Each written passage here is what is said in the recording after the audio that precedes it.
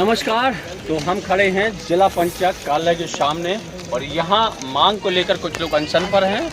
उनका national highway का जो मुआवजा है वो जो कलेक्टर रेट पे मिलना चाहिए वो मुआवजा नहीं बनाया गया है, या यूँ कहें कि एनएच की जो लापरवाही है वो सामने आई है। किसानों की मांग है कि वो जब तक हड़ताल से अनशन से नहीं उठेंगे, जब तक प्रशासन उनकी मांग नहीं मानता हो। लगभग 17-18 से यह मामला चल रहा है। न्यायालयीन प्रक्रिया से गुजरते हुए प्रशासनिक अमले तक तमाम अधिकारियों की चौखटों पर वो दर बदर भटकते रहे। जब उनको उम्मीद टूटी तो अब आस एक ही है कि धरना के माध्यम से शायद प्रशासन तक उनकी मांग पहुंच सके। हमारे साथ भारतीय जनता पार्टी के किसान मोर्चा के पूर्व जिलाध्यक्ष हैं गोविंद सिंह। वो भी समर्थन कर रहे हैं किसानों का, क्योंकि उनसे जुड़े हुए लोग हैं और हम समझते पूरा मामला कि आखिर पेंच फंसा कहाँ है। आप किसानों के साथ हैं, क्या मामला है पूरा? जी भाई साहब, इस मामला तो बिल्कुल सीधा है कि इनकी ज़मीन एनएच झांसी खजुराहो 4 लेन में अधिग्रहण की गई थी और जो 14 किसान हैं बसारी हल्का के, और 14 किसानों की ज़मीन जो अधिग्रहण हुई है इसका जो अवार्ड पारित किया तो 14 का ना बना के एक अवार्ड पारित हो गया गलती से। और जो प्रशासनिक गलती से जो अवार्ड पारित हुआ, जैसे ही यह जानकारी भू अर्जन अधिकारी को प्राप्त हुई, किसान उनके पास पहुंचे तो उन्होंने तुरंत पत्र लिखा एनएचआई को कि जो 16/2/2021 को इस न्यायालय के द्वारा अवार्ड पारित किया गया था वो मूलतः वापस भेजने का कष्ट करें।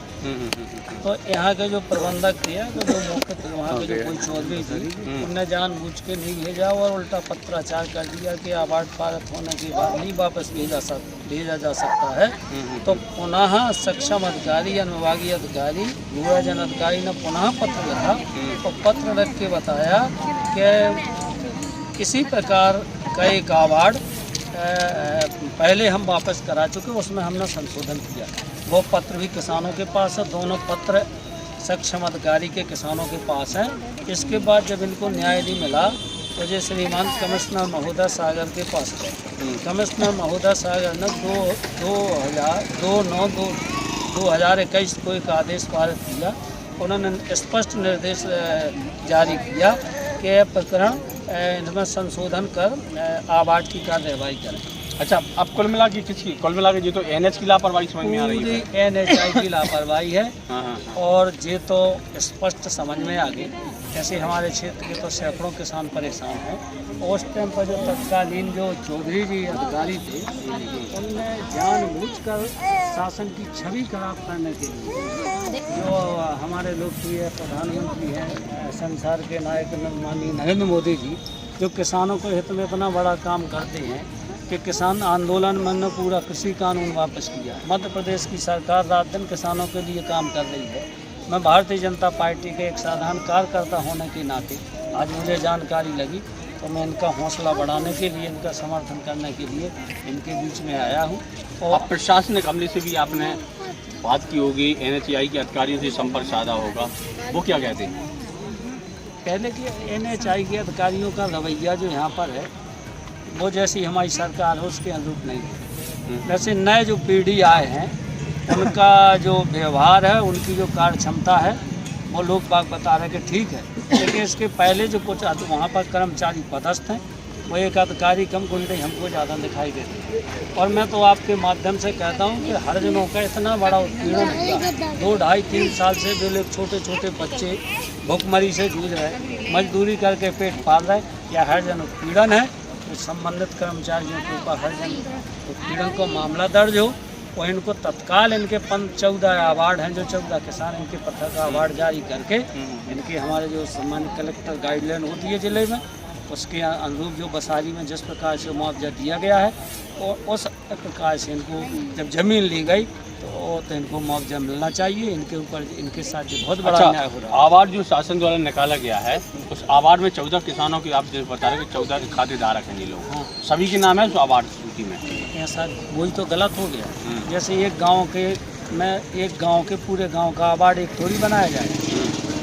जो पृथक खातेदार है उनका पृथक अवार्ड होना चाहिए। अच्छा, एक ही खाते में एक ही अवार्ड में 14 लोगों के नाम। हाँ, जब तो प्रशासनिक अधिकारियों ने तत्काल पत्र लिखे, उन्होंने अपनी गलती स्वीकार की और केवल एनएचआई के लोग जानबूझकर कमज़ोर लोगों को परेशान करने के लिए अपनी हठधर्मता दिखाते हुए आज इस स्थिति तक पहुँचे कि आज ये 3-4 साल से इनको न्याय नहीं मिल सका।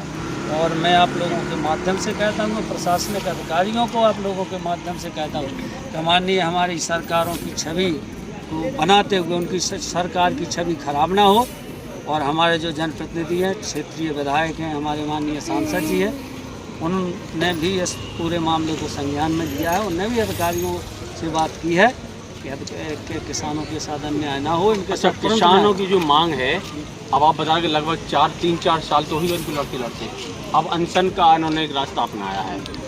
ये लड़ाई अब कहाँ तक जाएगी? ये लड़ाई जो है अपने लोकतंत्र में, ये लड़ाई अंतम है। इसी लड़ाई के हिसाब से जो देश स्वतंत्र हुआ, ऐसे ही लड़ाई से किसानों के आंदोलन से उनका कृषि कानून माननीय प्रधानमंत्री जी ने वापस दिए। और मैं तो कहता हूँ कि इस लड़ाई से उनको न्याय मिलेगा और उन अधिकारियों के खिलाफ कार्यवाही भी होगी जिनने ऐसा अन्याय किया है। और मैं आप लोगों को बता देना चाहता हूँ कि मुझे जैसे ही जानकारी मिली, आज मैंने उनके धरना स्थल पे आकर के इनके साथ समर्थन का ऐलान करता हूँ, और इनकी जो लड़ाई होगी उस लड़ाई में मैं पूर्ण रूप से उनका साथ दूँगा। चलिए, तो एक किसानों की लड़ाई है और किसानों की लड़ाई के लिए यहाँ लगातार तूल पकड़ता जा रहा है। लगभग 24 घंटे से ज़्यादा का समय हो गया है। किसान यहाँ पे जिला पंचायत के ठीक सामने, कलेक्टर परिसर के ठीक सामने यहाँ अनशन पर बैठे हैं और इस बात की लगातार मांग कर रहे हैं कि जब तक प्रशासनिक अमले द्वारा ठोस कार्रवाई नहीं हो जाती है, वो अब कम से कम इस आंदोलन को, धरना प्रदर्शन को जो ख़त्म करने वाली अब नहीं दिखाई दे रहे हैं। तो बने रहिए महाकवि न्यूज़ के साथ। मैं पूरा नमस्कार।